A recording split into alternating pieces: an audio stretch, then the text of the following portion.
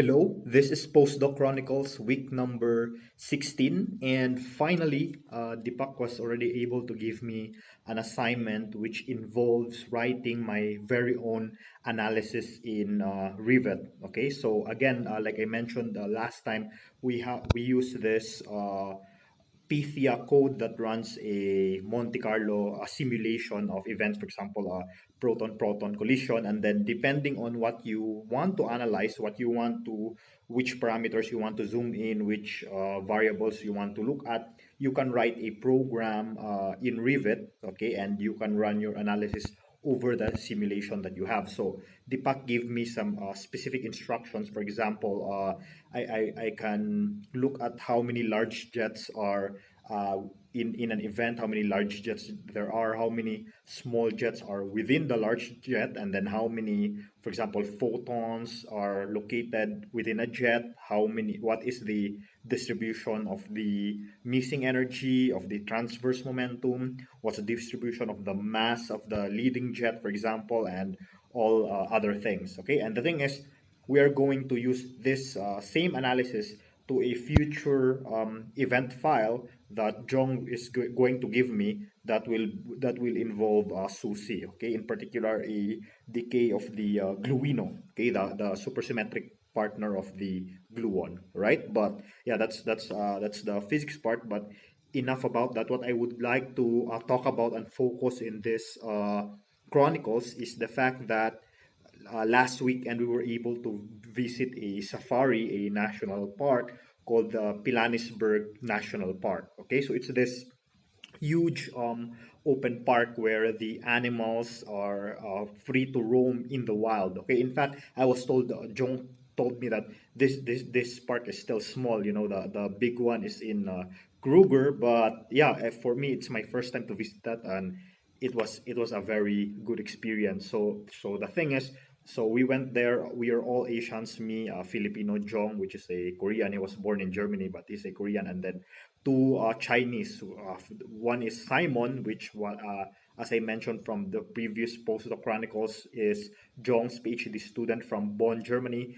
The other one is Chang Biao. So Chang Biao is someone that Simon knows. And the nice thing is, originally it was supposedly only the three of us without Chang Biao. The plan was Jong is going to rent a car and he was going to drive around the safari because of course you're not allowed to just like walk inside the safari. The lions will hunt you, so you need to have your own car. So good thing Chang Biao, this mining engineering student doing his, I think, PhD, or yeah, I believe it's PhD, doing his PhD in Wits. He has his own car, and then he told us that, hey, I want to come. I just, we can use my car, and then we're just gonna pay the gasoline and so on. So we drove there, and we went there for like 2 days, on a Saturday from noon, and then in the whole afternoon until 6 p.m. And then we woke up early, like 4 a.m., so that we can catch the animals at like early in the morning because the park opens at 6:30 a.m. Okay, and the nice thing is I've always been wanting, to see these animals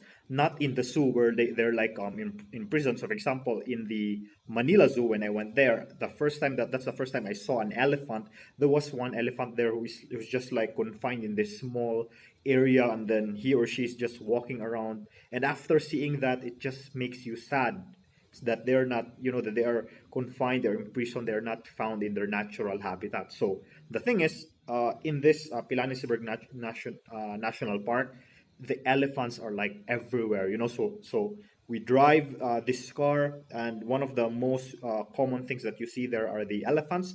They're just like on the sides, and sometimes they cross the road, and so you need to respect them because there are some cases where the elephants like actually like walked over a car. There are like some pictures of it on the internet.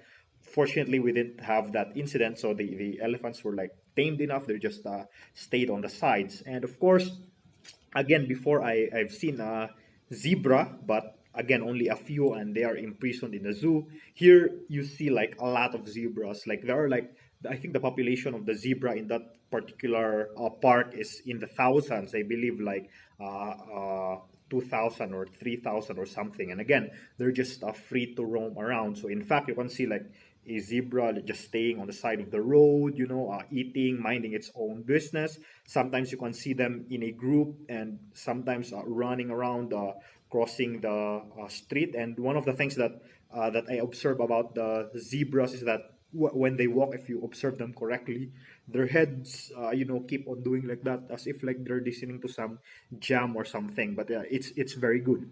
And also, for the very first time, one of the animals that I've always wanted to see is a giraffe. Okay, and in fact, when we drove inside the safari, like for a few minutes, we didn't see anything. But the very first animal that we saw that I haven't seen before, of course, aside from like birds and butterflies and stuff, is a giraffe. Okay, and again, they usually come in groups. So we saw a giraffe like on the side of the road, just eating the plants there. Usually they eat this like thorny plant with and then they pick carefully the bush and stuff. And we also saw some giraffe when we went to this place that looks like a mini restaurant or a place where you can sit down and eat. It's open, so that there's like a warning that if something happens, if an animal attacks, it's not our fault. You're here on your own, so the management says. But of course, I think somewhere there's like a fence to prevent the lions. But the giraffes are there, the other animals are there. So very near the area, there's like a mini swamp.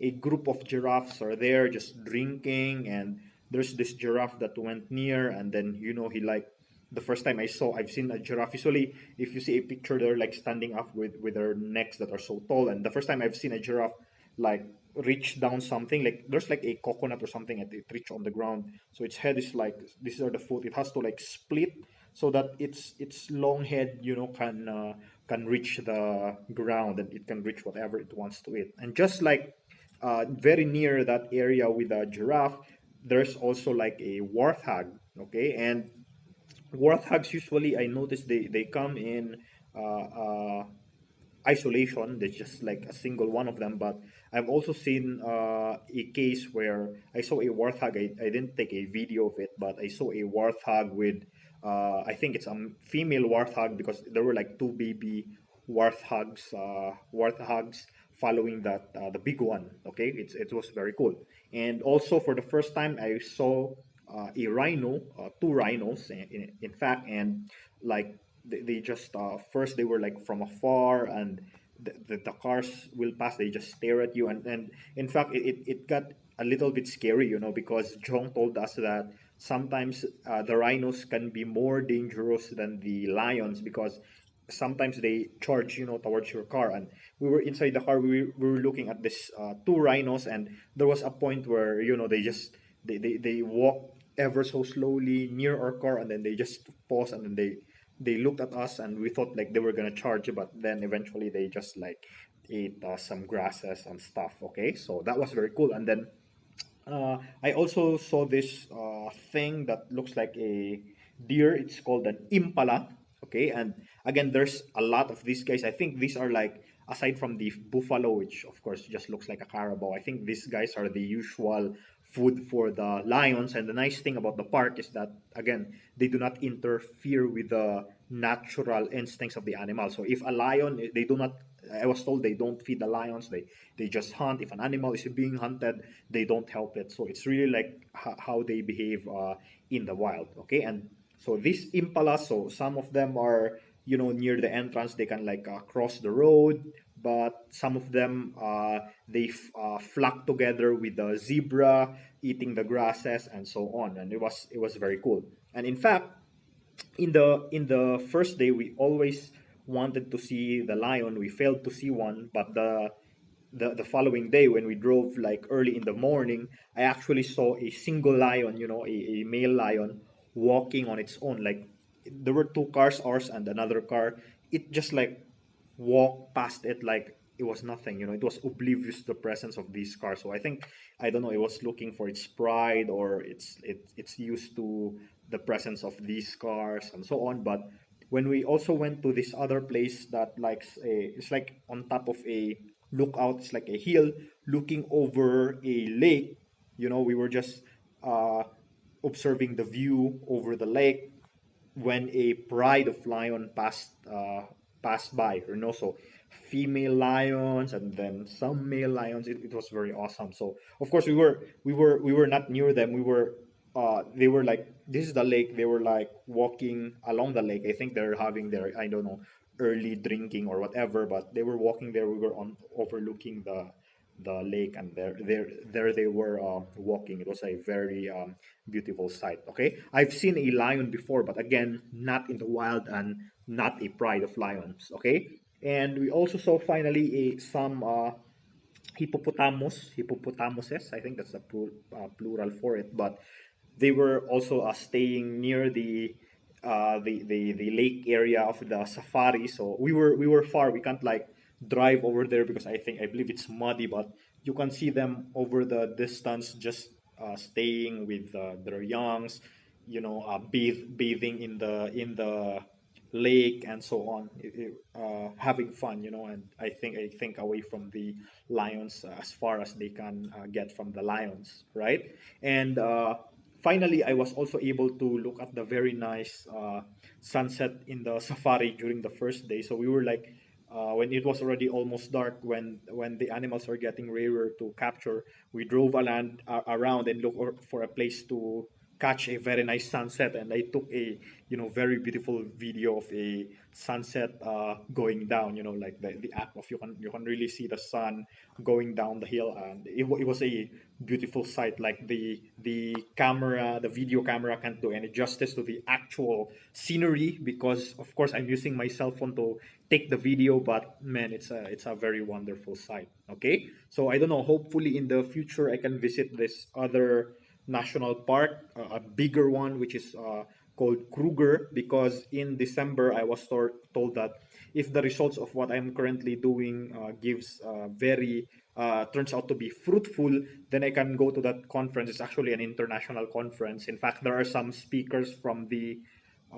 school that I joined in Italy that is going there. So yeah, it's a nice conference. So if I can present there, then maybe I'll have an opportunity to visit the Kruger National Park. Okay, but yeah, it was a very nice experience for me personally, and yeah, it's something that you can't see in the Philippines. A very huge protected area where some rare wild animals just roam around.